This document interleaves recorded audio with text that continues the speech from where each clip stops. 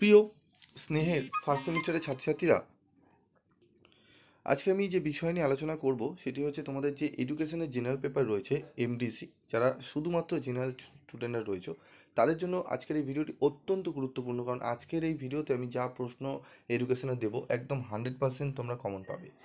যারা অনার্সের আমি সাজেশান দিয়েছিলাম তোমরা মিলিয়ে নেবে প্রশ্নপত্রের সঙ্গে, একদম হুবাহু প্রশ্ন কিন্তু কমন এসছে। ঠিক আছে, 100% কোশ্চেন কিন্তু কমন আসছে।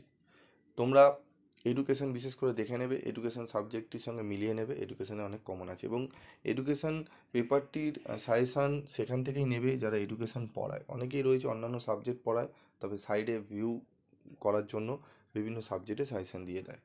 তো বুঝে শুনে সাজেশানটি করবে এবং বিগত 5-6 বছরের ভিডিও যে চ্যানেলই দেখো না কেন দেখবে, নাহলে কিন্তু প্রবলেম হবে। কি কোশ্চেন সাজেশান দেখে যাবে, প্রশ্ন কিন্তু টাফ হয়ে যাবে, যেরকম পলিটিক্যাল সায়েন্সে তোমাদের কিন্তু হয়েছে।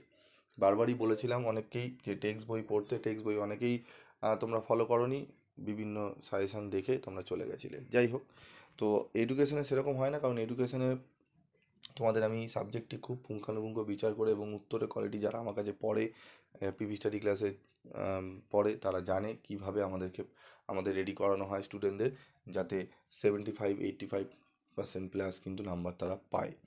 তো চলো আমি যে সাজেশনগুলো দিচ্ছি, কোশ্চেনগুলো দিচ্ছি, ভালো করে তোমরা পড়ে নেবে। 10 মার্কসের 3 কোশ্চেন অ্যাটেন্ড করতে হবে, 5 মার্কসের 5 কোশ্চেন, 2 মার্কসের 10 কোশ্চেন। তো 10 নম্বরের যে প্রশ্নগুলো পড়বে সেটি হচ্ছে একজন আদর্শ শিক্ষকের গুণাবলী ও দায়িত্ব ব্যাখ্যা করো, অত্যন্ত গুরুত্বপূর্ণ। কিন্ডারগার্টেন এবং মন্টেসরি পদ্ধতির মধ্যে প্রভেদ আলোচনা করো। প্রথাগত ও অপ্রথাগত ও প্রথা বহির্ভূত শিক্ষা ব্যবস্থার তুলনামূলক আলোচনা করো। ডিলর কমিশনের মতে আধুনিক শিক্ষার লক্ষ্যগুলি আলোচনা করো, অত্যন্ত গুরুত্বপূর্ণ এই প্রশ্নটি। তারপর দেখো রয়েছে আমাদের শিক্ষার্থীর ওপর বংশগতি ও পরিবেশের প্রভাব ব্যাখ্যা করো। মন্টেসরি শিক্ষা ব্যবস্থার প্রধান বৈশিষ্ট্যগুলি আলোচনা করো, এই পদ্ধতির সুবিধা ও অসুবিধাগুলি লেখো। পাঠ্যক্রম বলতে কী বোঝো, বিভিন্ন ধরনের পাঠ্যক্রমের সংক্ষিপ্ত আলোচনা করো। শিক্ষার সংকীর্ণ ও ব্যাপক অর্থের মধ্যে পার্থক্য লেখো।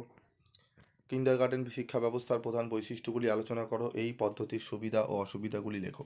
এই যে 9টি প্রশ্ন তোমরা দেখছো, প্রথম যে 9টি প্রশ্ন, এই 9টি প্রশ্ন খুব ভালো করে যদি করে যাও একদম 100% কোশ্চেন তোমরা কমন পাবে। আর যেগুলোর পাশে স্টার দেওয়া রয়েছে সেই প্রশ্নগুলো যদি করে যাও একদম তোমরা নিশ্চিন্ত থাকো, পরীক্ষা তোমাদের ভালো হতে চলেছে।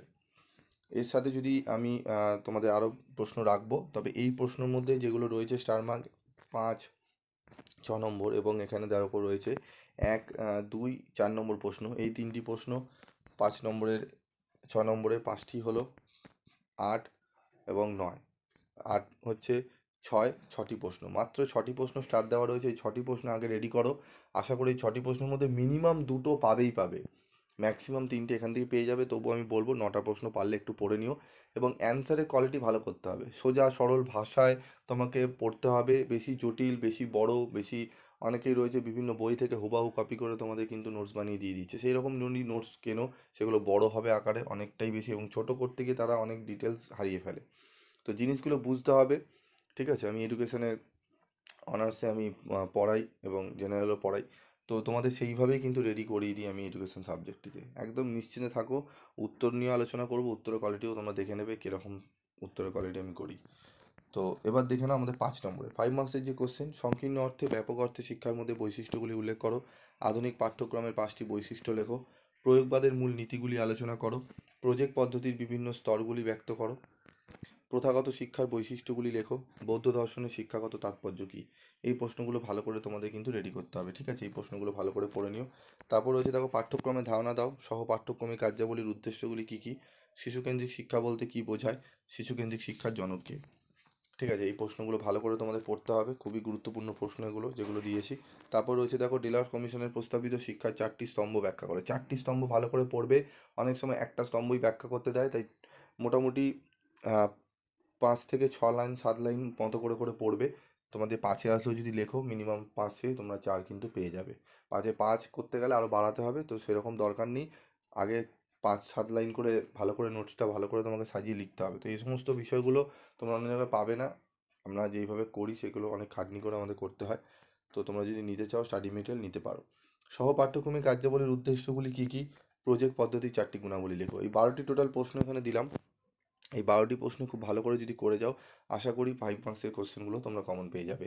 2 মার্কসের যদি তোমাদের সাজেশান লাগে অবশ্যই কমেন্ট বক্সে লিখে জানাবে, স্যার আমার 2 মার্কসের সাজেশান লাগবে, আমি তোমাদের দিয়ে দেবো। আজকের মতো ভিডিওটি শেষ করছি, দেখা হচ্ছে পরবর্তী ভিডিওতে। সকলে ভালো থেকো, সুস্থ থেকো।